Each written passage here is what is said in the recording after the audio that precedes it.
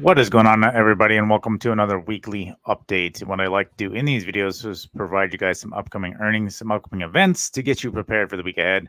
So that sounds like something you're interested in, consider subscribing, as I do also provide technical analysis typically on Sundays as well to go over the charts and kind of give you an idea of what I am seeing as far as buy and sell targets and what is a good discount. And if you want to even go another step further, you can check me out on X at Hemi137, as I do provide a daily pulse on the market and what I am seeing in the market that day. So before we get started, remember to hit that like button, go ahead and get this message out there. And let's go ahead and roll into our weekly recap. Now, this past week, we've had a lot of pretty big events, and we are starting to kick off into our earnings mode, which I've always stated in the front end of earnings, your industry leaders will report, and you'll get a lot of information overwhelmingly over the first about 4 weeks to 5 weeks of earnings mode. And this week, we are going to get a lot of really important data sets, as well as we've seen over the past week. We've got some really important data sets that are, again, reflecting you are currently in a recession, despite a lot of the pencil whipping is starting to not help. But you have to understand that the algorithms are working off of headline news. They don't work off of the revisions. And what we've seen has been quite scary nonetheless. So, before we dive too far into what we're about to get in the next coming week, let's go ahead and give our daily recaps, our weekly recap. So, like I stated over the past week, yesterday we just got our non-farm payrolls. Unemployment has rose to 4.1, which is a big problem once you start creeping over that 4.1. Again, something I've pointed out, there have been a lot of different issues going on with employment and the way they are pencil whipping this, but ultimately it is starting to reflect that things are a lot worse than what they actually are. The fact that we're rising to 4.1, pretty soon it starts rising very rapidly once true numbers start reflecting. And you can only pencil whip it so far. You can only create so many government jobs to try to hide the fact that things are in a very bad state. So being said, there were still 206,000 jobs versus 191 expected. Full-time employment has fell to another 28,000 job losses, more part-time job losses. So essentially, you are removing good full-time jobs, and you are almost doubling that essentially with your part-time jobs, which we've seen essentially this theme be playing out over the past couple of months. But the May and April job reports revised lower by 111,000 jobs. So what I'm talking about is they'll keep revising these down, and then when we actually when we get to the point where the Fed are actually starting to cut rapidly because they know they are very overextended and they need to do something ASAP. A lot of these reports will even still be revised down. So these are things I've been talking about, even despite these revisions where we've lost even more and more jobs as we continue to go on. Understand that the biggest working class is leaving and retiring in the next 10 years. So there'll be a massive transfer of wealth. But you have to also understand a lot of these part-time jobs, a lot of younger generations are currently taking essentially more money per hour as opposed to benefits. And again, thinking very short term because of inflation, they need the extra $5 now as opposed to later. And so, with that being said, that's why you're seeing a huge shift in part-time work and gig work as opposed to people working full-time jobs that are ultimately, again, um, not receiving those benefits because, again, they'd rather have the extra $5 increase as opposed to the benefits of time off and stuff like that. So, with that being said, it's really the non-farms again are really poorly. The market is starting to catch up on it. You can reflect that. So some people may be believing in this. This is why I talk about the media pushing their narrative. There's always two different perspectives. There's always the realistic or the reality of the situation, and then you have this utopic state, which is essentially used to control the masses. And there's a lot of people that fall under that branch and understand that people are still thinking that things are fine and dandy when in fact the underlying truth is it's not. And again, it all will over time show that, and this is how every recession, this is how it all plays out. Again, they're trying to control the masses, so that people don't essentially freak out, and you get stock market crashes all the time. So they try to essentially turn bad news into dripping bad news, and then until it's gushing, and then they can't do anything about it at that point. And so you actually price in a recession, but it's very controlled. And I will tell you this, and something I've been talking about a lot more lately, is that what you have to understand is that they essentially took the debt ceiling off and prolonged it until after the election, because of the fact if they are not propping up the government as of right now, we would have been in a massive, massive recession over the past year. And this is why a lot of people have been concerned about it happening. And a lot of institutions have a lot of money sitting on the sideline because they knew it was coming. A lot of big corporations essentially did their stock splits because they knew it was coming. And then you have the government propping everything up and essentially investing in a lot of companies, a lot of innovative companies, which again, I do believe in AI and robotics. But again, that is being propped up mainly by a lot of the governments, because a lot of other businesses just don't have the excess money. And you're seeing this with a lot of bank branch closures, which we've talked about, of hundreds of branches being closed. And then you have a lot of restaurants being closed because people just don't have the excess cash. So the only way the economy is being essentially held up is by the government and the government spending. And so you have to remove essentially the debt ceiling to be able to do that, and just free spend until you can get it across the finish line. And then whoever is president next year will essentially deal with a crash. And in hopes, and with getting into some of these lower pinpoints I have here with the Biden whirlwind, is he lost that debate. It was very nasty, and now all news media outlets are essentially ousting him and making him and putting on a show, right? And I ultimately understand that they may be they're trying to forecast that if Trump is to be elected, that there would be a massive crash in the market. They are already setting that up. And so you have to understand that it's more than just a political game. You have to understand that they make it look, or they point fingers. So there's always an enemy to blame, because that's how you rally troops, is around a common enemy. This is how you divide people. And so these are things you have to understand. There's a common techniques, right, that are used to divide the masses. And so if you have a common enemy, then it's easier to get votes, or whatever the case is.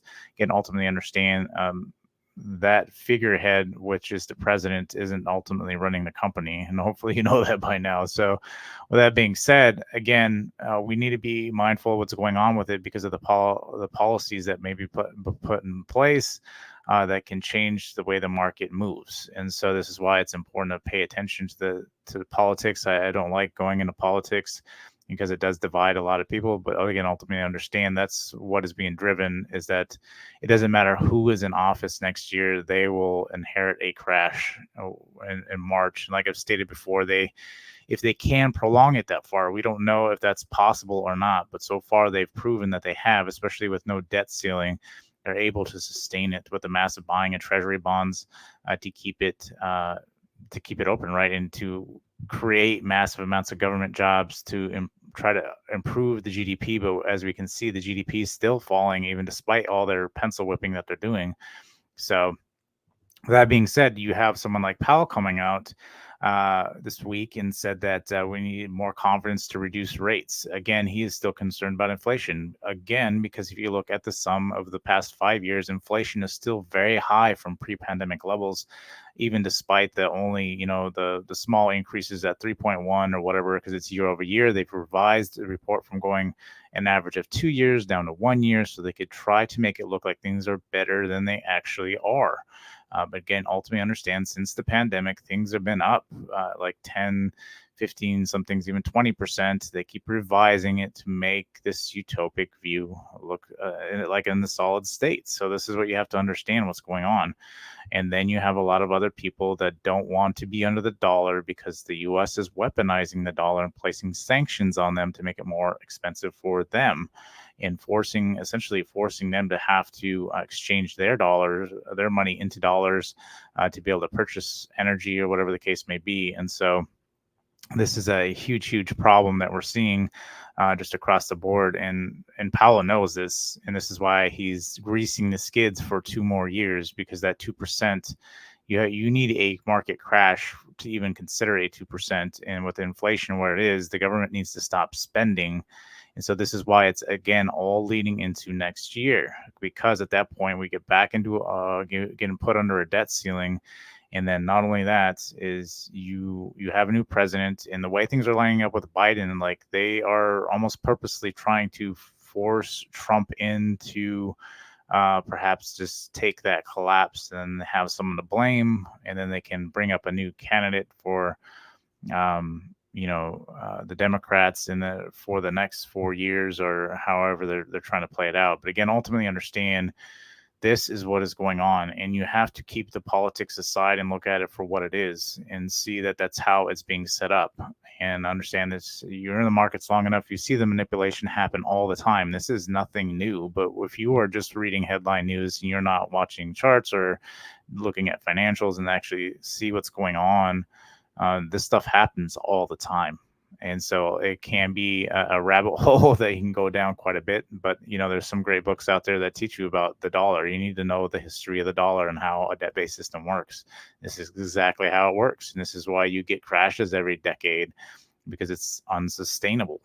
And we're getting to that point to where people are trying to roll off the dollar, and we are backing essentially our dollar with cryptocurrency, because that is what everybody else around the nation is doing. So that way, with Bitcoin or whatever the case is. And so you're seeing major institutions like BlackRock buy tons of Bitcoin to back the dollar, because that is the next move that is about ready to happen. So again, Fed greasing the skids for 2 years. Now you're looking at 2 years to 2%. So you're going to hover around this 3% for a very long time. Again, this is the new norm, so keep that in mind. The wages aren't keeping up. You have to understand, with the amount of people that are actually working. Again, you're having a large population come out of the workforce. And so the average, again, of the sum of everybody is going to dwindle down. So yes, the people that are still working, yes, their wages are better because they have to pay people more to keep them employed. So just keep that in mind. So things aren't as awesome as they seem. And again, budget deficit is very large scale, unsustainable. So Powell is setting everything up for a crash next year. And if they can push it off till March of next year, they will push it off till March of next year. So that way, again, whoever comes in office in February, a month later, that the whole market's just going to go crashing down. They can blame it on them, and whatever that may come. So consumer expected inflation to rise to 5.1. So people are afraid that inflation is going to start coming back up. And that was the big issue we had back in the 80s. And understand that, we thought we defeated inflation, and then it came roaring back even worse than what it was. And that's what we're kind of currently seeing, is that inflation is going to be very stubborn around these lower levels. But again, if you're going to be the person that's going to say that, year over year, we're doing pretty good, but again, over the past 5 years, we are not doing good. We've barely cracked a dent in essentially what's going on with inflation. And then again, understand that people are skipping meals. It's about a quarter of Americans are skipping a meal because they can't afford it. Now, you can blame that on fast food. Fast food has gotten very, very expensive as of right now.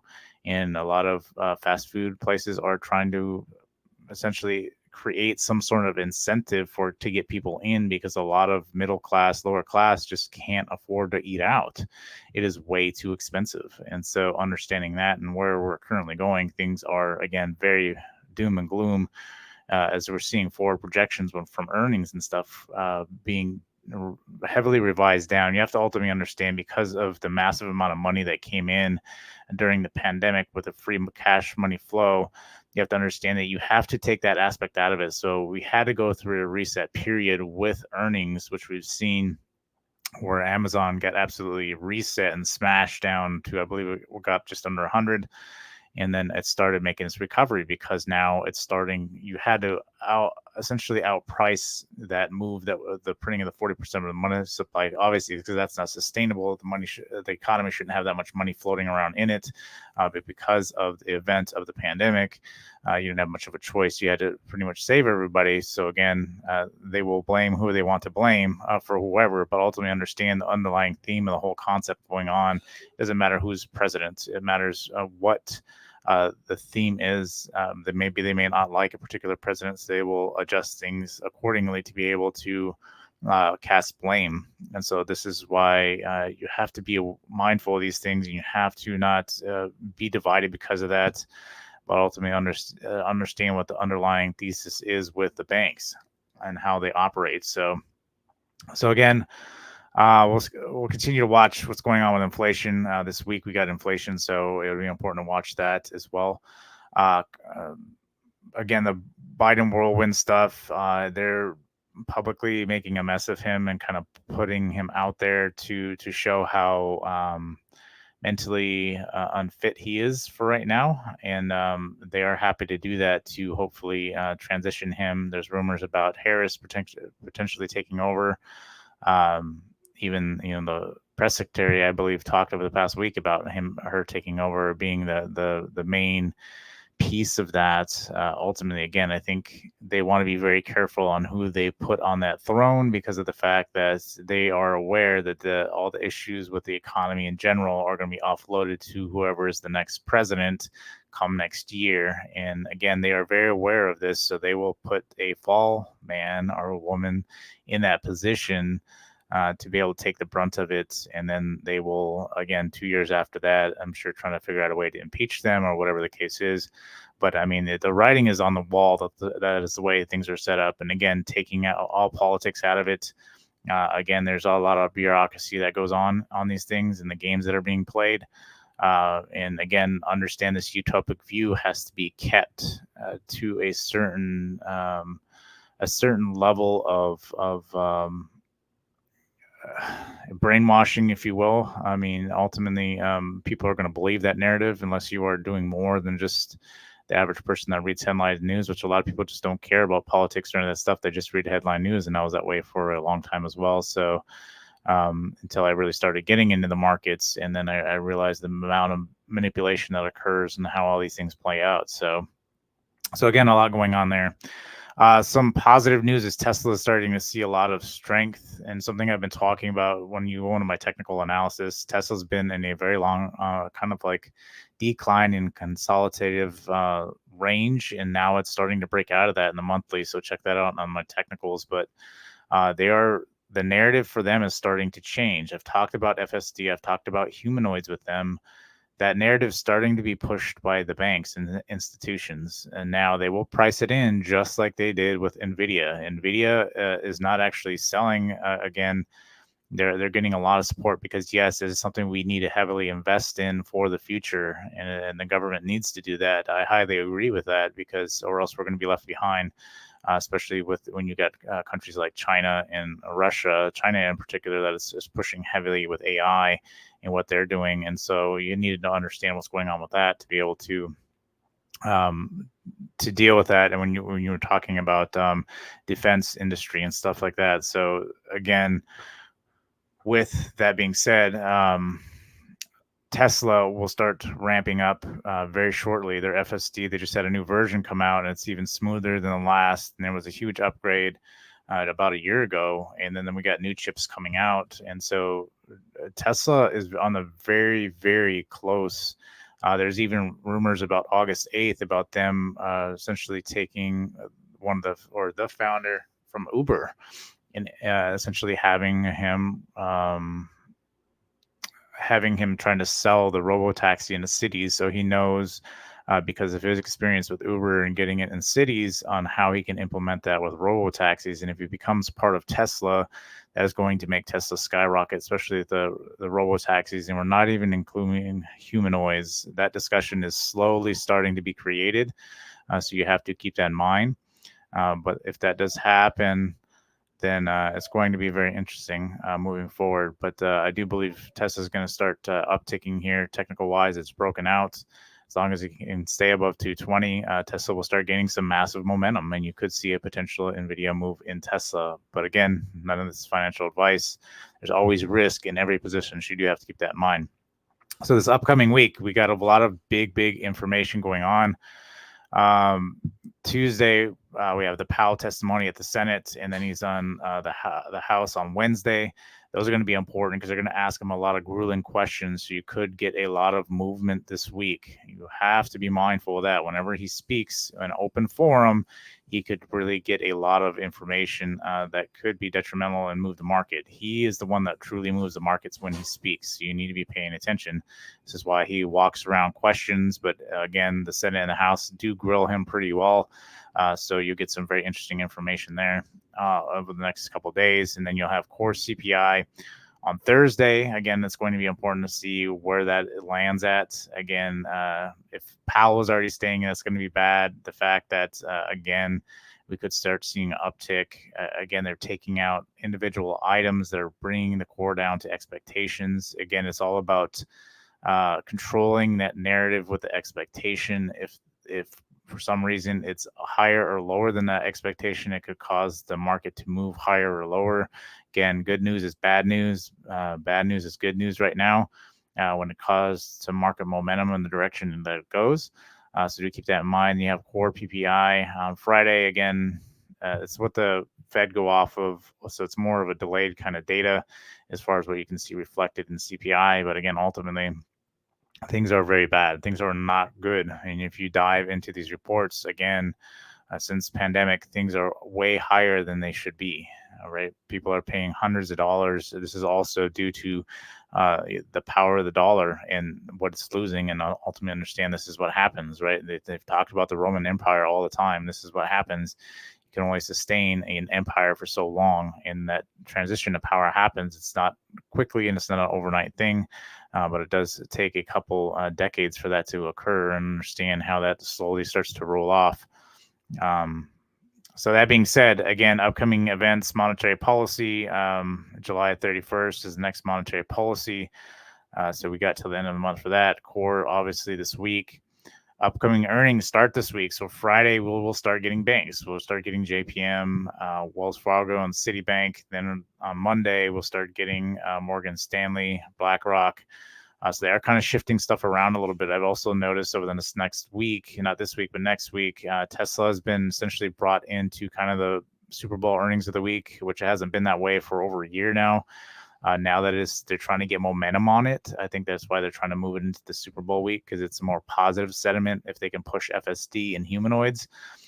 So that will be a more positive compared to some of these other ones. I believe McDonald's and some of these other big value plays are out there going to be reporting during the same week. So you need some kind of positive sentiment to try to take some of the brunt of the negative sentiment. And so that's how they're trying to schedule these. So just keep that in mind. I don't believe Apple's actually have anything set to report just yet. Again, Apple's been getting hammered, yet it's still making all-time highs because of historical buybacks, and understand what's going on with that. So again, you need to know what the overall picture is actually going on. You need to take a step back and look down and look at the multiple quarters, not just with the expectations. Did they beat expectations again? Because they are controlling the narrative around the expectation and where that's supposed to be. And again, if it misses that, again, the bar is very, very low. So when they beat expectations, it forces essentially the stock to go up higher than what it should be, because again, the revenues aren't matching what they should be, right? And so again, it will be a very interesting earnings cycle. All these earnings cycles will be very interesting as they continue to dance around when they should be cutting. And then again, when we start the panic cutting from the Fed, which will be a reactionary, like I continue to say, it'll be a reactionary starting to cut, not a scheduled thing. If it is scheduled, it's a political move, and it'll be very small because of the concern of inflation if we start cutting massively. And then again, ultimately understand that, again, I think there's a strong possibility they can push this thing off till March, and everything is pointing till that's when it's going to happen. But again, we don't know how the infrastructure can hold that. The infrastructure could have some issues with overnight repos, and then the Fed will be forced to come out and say on Tuesday, we're going to have to start cutting rates, and then give you a couple of days to get into some bond plays before that starts occurring. Now, expected moves. SPX is starting to price in more because we have some big events this week. And then Tesla's up very high. Again, momentum is going to start pricing in a lot more. This is pretty high for Tesla. Tesla hasn't really seen this since back in the last bull market. So we're starting to see some higher numbers on Tesla when it comes to options. So again, expecting Tesla to have some big announcements coming up around earnings. So you need to really be mindful of that. I think they push this narrative of robotaxi and they get the Uber founder in there. That's really going to drive a very strong narrative for Tesla, and then start adding humanoids on top of that. And I think it's going to make the NVIDIA move look very small compared to what Tesla is going to price in because of the trillions of dollars that FSD, robotaxis, and humanoids can bring in. And they need a new narrative to be able to drive the market even higher, at least to try to get them to the new year. And I think Tesla is the primary candidate for that. And so I wouldn't be surprised if that narrative changes to everything Tesla and what they're doing there, because again, they are, I believe, truly that what they're producing when it comes to FSD and humanoids is the best out there, and the fact that they can produce them at mass quantities is very, very huge, and you need to keep that in mind, because none of these other companies, even if they might have better AI or a better machine, they can't mass produce these things like Tesla can, and that's where they're going to get left behind. And again, it's about the speed at which you are doing this, and this is why Tesla got ahead when it came to EVs, and understand that narrative, and that there's that big of a gap when it comes to FSD and when it comes to humanoids. And even if you look at the closest FSD that's being generated from Mercedes, right? Like you have to constantly correct their FSD compared to that of Tesla. Tesla, you can go long trips without even having to correct their FSD, and it continues to get better and better and better.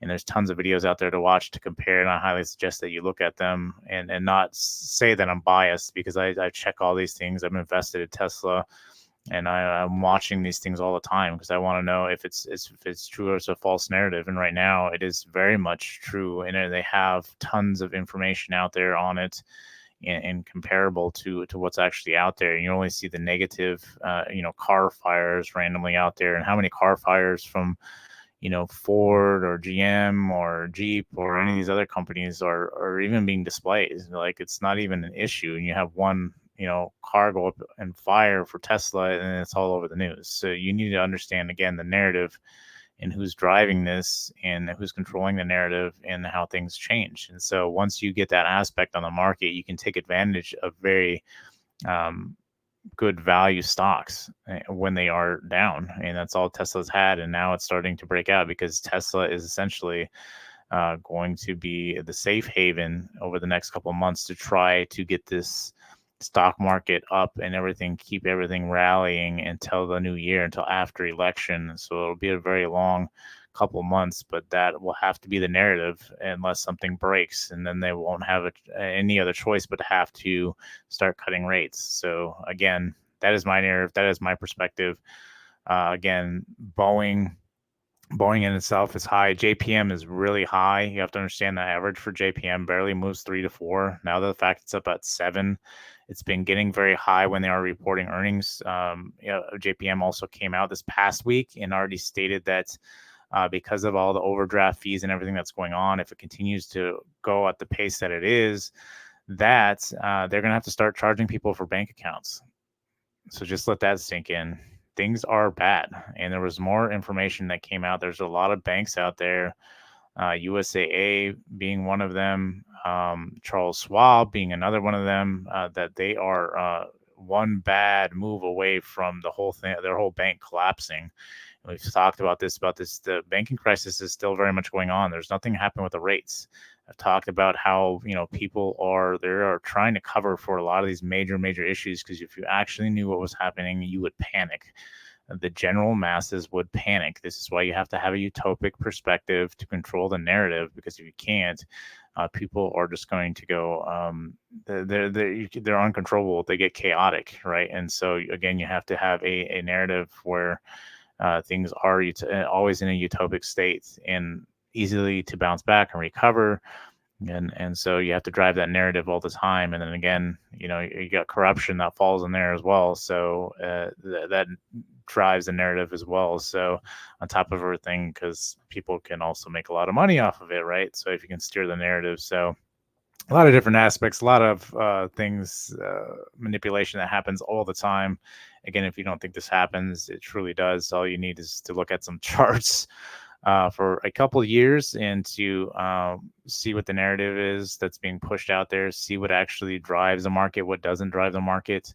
All these are out there in plain sight. They're not, they have to be highlighted and pieced together. And that comes with experience and being in the markets and seeing what happens. Because it's always the same cycles. The cycles always occur. They're a little different, but they're always the same.